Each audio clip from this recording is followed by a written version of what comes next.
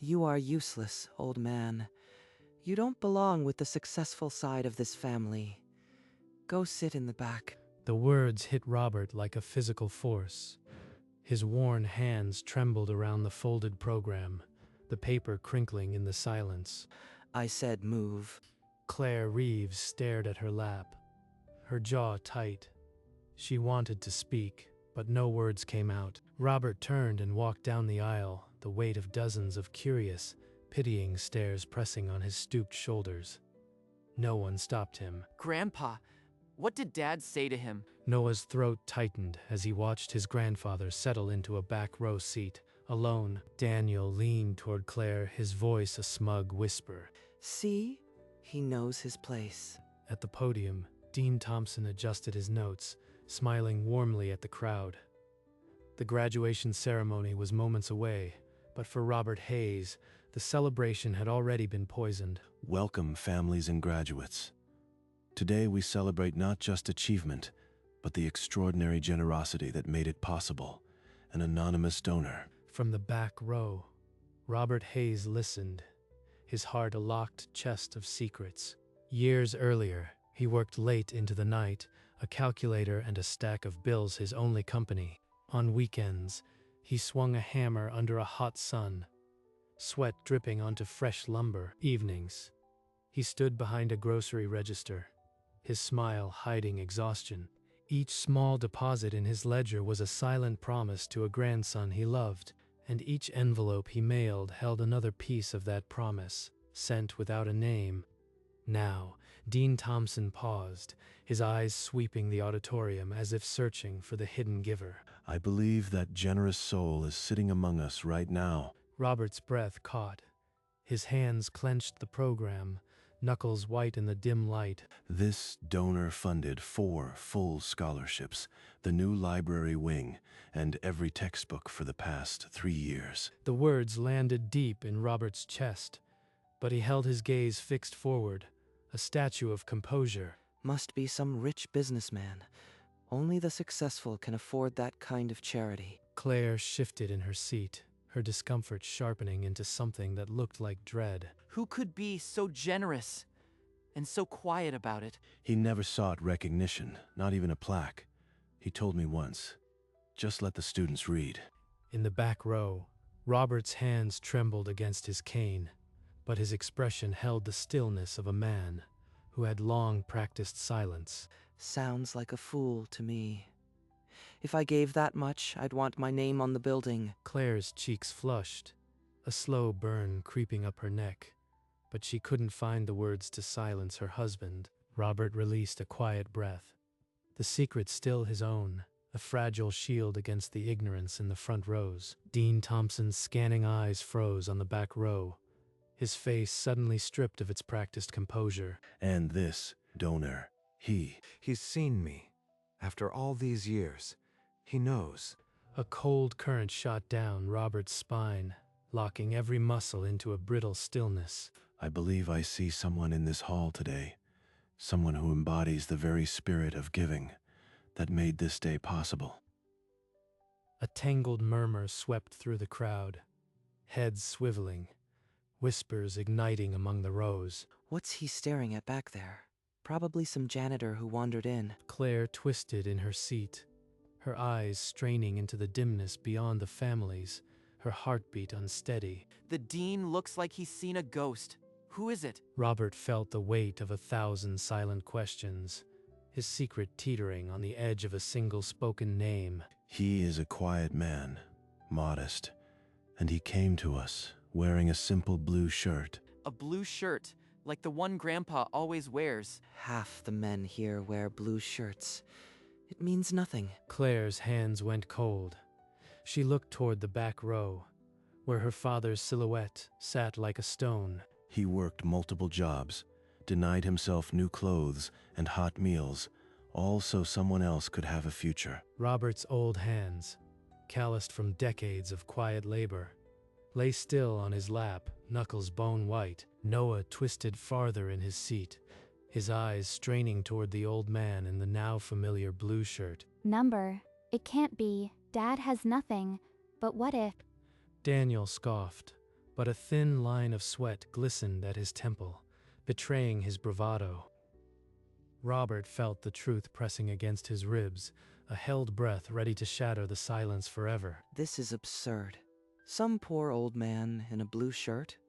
The donor is obviously a wealthy businessman who values privacy. Daniel, enough. Daniel's smirk held, but his knuckles whitened around the program, a tremble betraying his jaw. He once told me his only request was that his grandson, graduating today, would never know. A collective gasp rippled through the hall, 100 revelations breaking at once. A grandson, graduating today.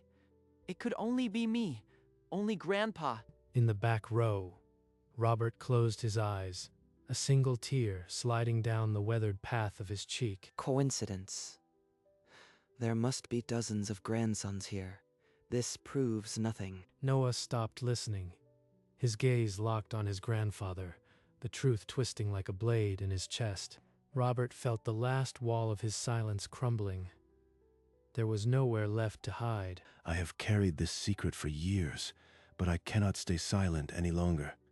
The man who gave everything for this school and for his grandson is sitting right there. A collective held breath snapped into a wave of movement, every head in the auditorium turning toward the back row. Number impossible. He's just an old man. Claire shot to her feet, her purse clattering to the floor, forgotten. Her eyes locked on the distant figure of her father. Robert's vision blurred. The dean's pointing arm seemed to tunnel reality into a single, unbearable spotlight. It really is him.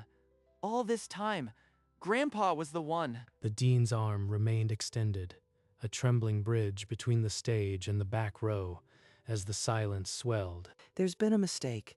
The dean is confused. Anyone can see that. Robert wanted to disappear into the floorboards, yet something deeper rooted him there. The weight of finally being seen. The entire hall held its breath, caught between disbelief and the looming certainty that the truth was about to break. Come on. He's just an old man who can barely afford his own shoes. You must be mistaken. But his voice cracked on the last word, thin and unconvincing, hanging in the heavy air. Daniel, stop. Just stop. Grandpa? Sir, I have the documents. I know exactly who you are. Robert lowered his head, a single tear tracing the weathered groove of his cheek. Daniel's mouth opened and closed, no sound emerging, his arrogance finally silenced. Noah rose from his seat, his graduation cap slipping, and stepped into the aisle, drawn by a force he couldn't name. This man gave everything and asked for nothing in return. He deserves to be known. Robert's silence was breaking, his lungs burning with unspoken words that had been held for a decade. Robert Hayes. The name hit the hall like a stone dropping into still water. Sharp, irrevocable. Robert slowly lifted his head. He saw Noah, tears streaming. He saw Claire, guilt carved deep. He saw Daniel, face bone white with terror. His hands found his knees, leathery and trembling, and he pushed. The old wooden bench creaked, the sound a quiet thunder in the silence. Please forgive me, but your grandson deserves to know who made his education possible. Robert's knees straightened, inch by inch, the weight of every sacrifice lifting him upright. He stood, a lone figure in the back row, his blue shirt catching the first true light. The auditorium remained frozen, 1,000 eyes witness to the quietest revolution. For Robert Hayes, there was no turning back now.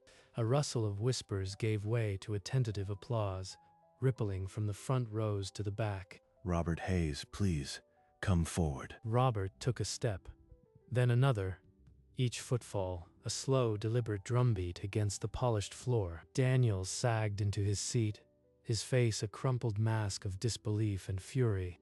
As he passed their row, Claire stretched out a trembling hand, but Robert's path did not pause for her guilt. Noah staggered out of his seat, his graduation cap askew, his eyes fixed only on the old man in blue. Ladies and gentlemen, this is the man who, in silence, funded not only Noah Reeves's education, but the very building we sit in. The applause swelled into a roar, vibrating through the floorboards and up into Robert's thin chest. He walked on. This useless man, now carrying the weight of 100 thank yous in every slow, steady step, and somewhere behind him, the lie of his uselessness shattered completely, never to be rebuilt. Robert Hayes, it is my deepest honor. He turned to the crowd, lifting a thick folder of worn papers. These are the records, dating back 10 years. Every semester, every textbook, every late-night tutoring session, covered by this man. The figures began to fall, each one a stone dropping into the hush. Fall semester, $12,000. Spring semester, $11,500. Again and again. Noah's graduation cap slipped to the floor as his face crumpled. That was my tuition, every cent. Claire pressed her hands to her face, a low sob escaping into the heavy air. And the new library wing, funded entirely by an anonymous donor we now know was Robert Hayes. The numbers hung in the air, irreparable, transforming a quiet old man into something monumental. He asked only that his name never be mentioned.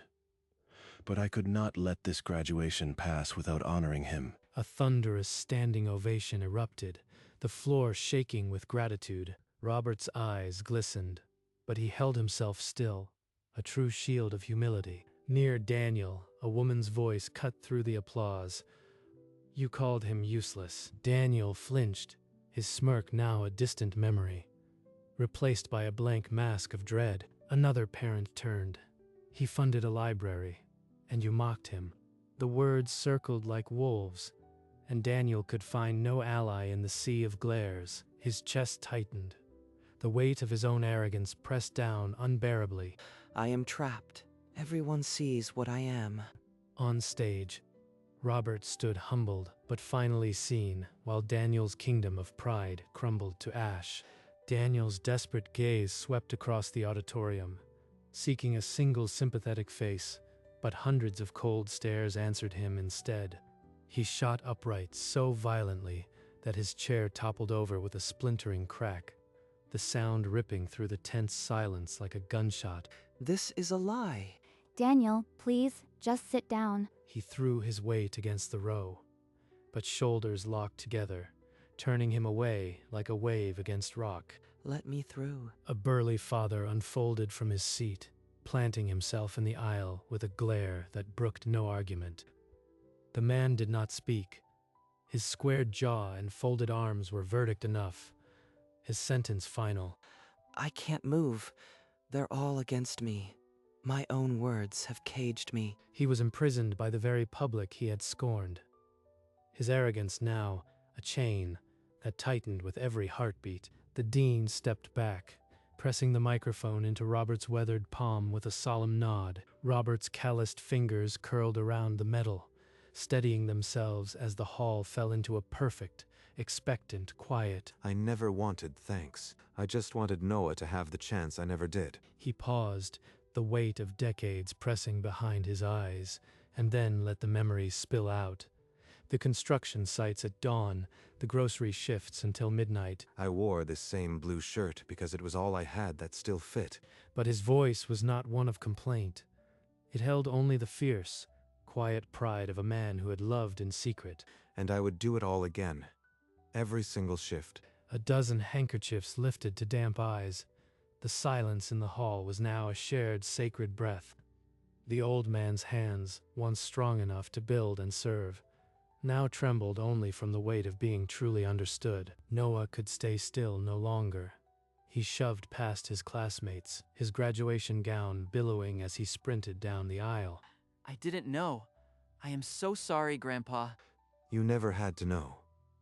You just had to succeed. The dean stepped back, a quiet smile creasing his face, giving them room to hold on to this moment. The crowd erupted, a thunderous, cleansing applause that washed over the stage and into every corner of the hall. Claire stumbled from her seat, her eyes swollen, her feet carrying her down the aisle toward the stage. She reached them, burying her face in Robert's shoulder, her sobs lost in the roar of approval. The three stood wrapped together, A family remade in the light of a secret finally told. The applause did not fade.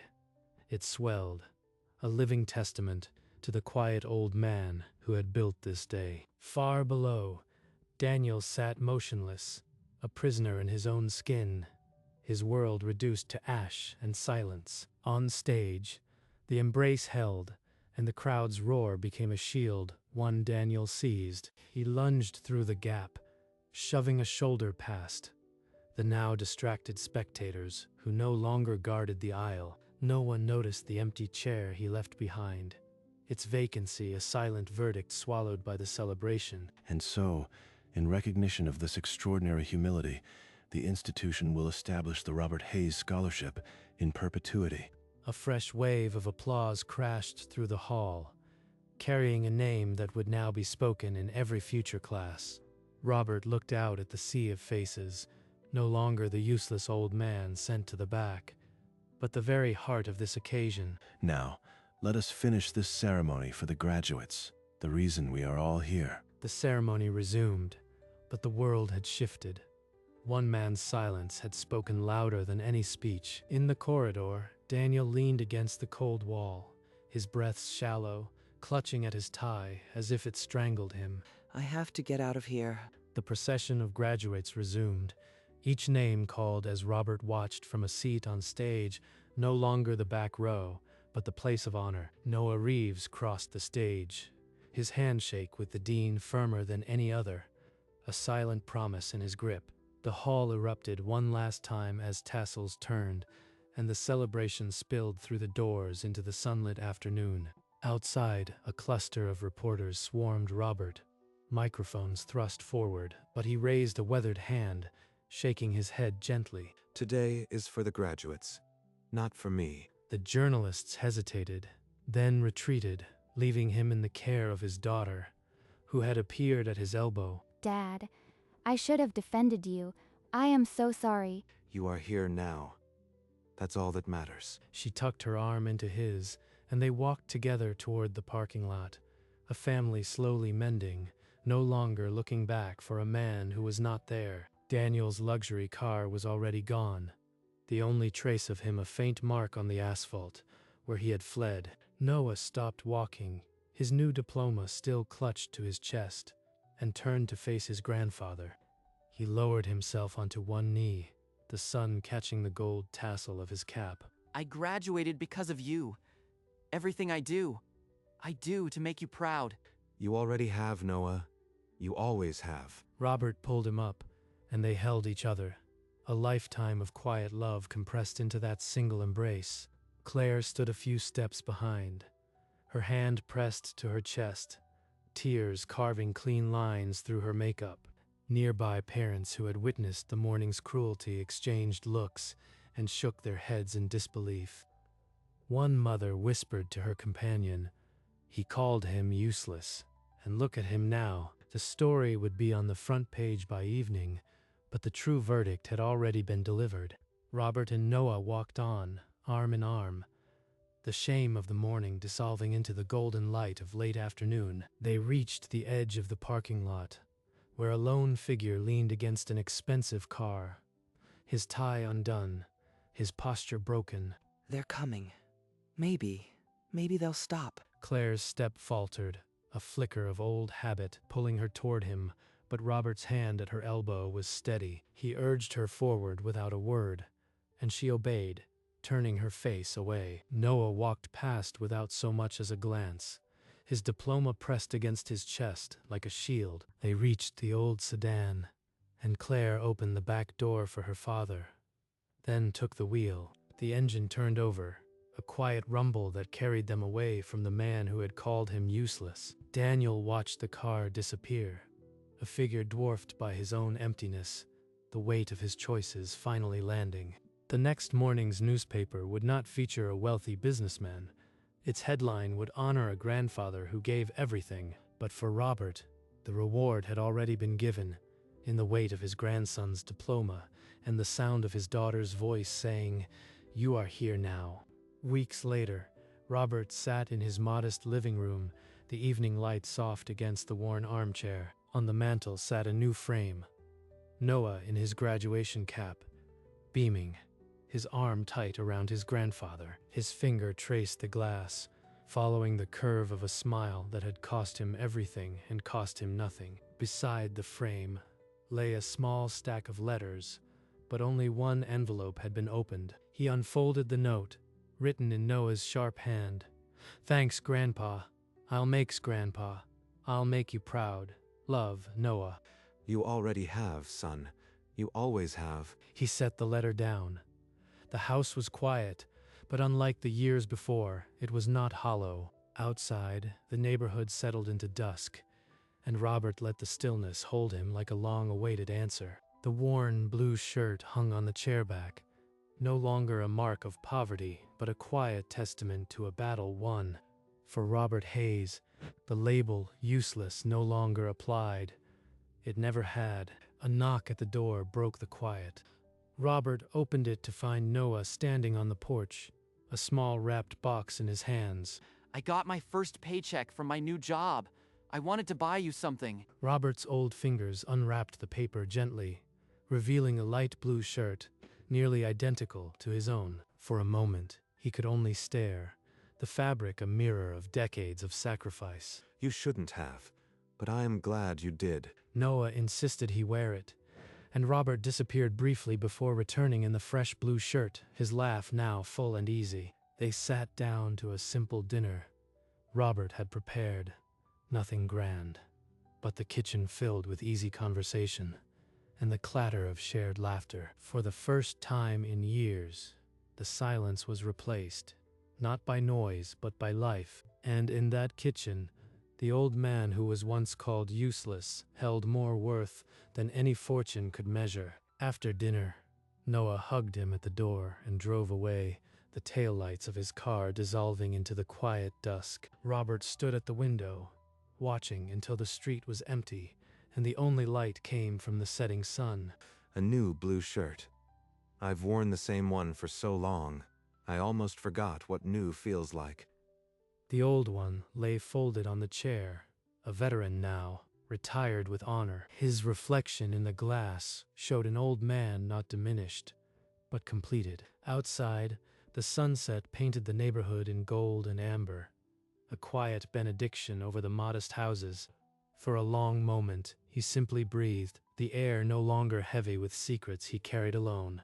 The label, useless, had been torn away, not by his own words, but by the quiet, undeniable truth of his life. For Robert Hayes, the man who was called useless, his worth was finally seen. And the world, in the end, had become just a little bit kinder for it.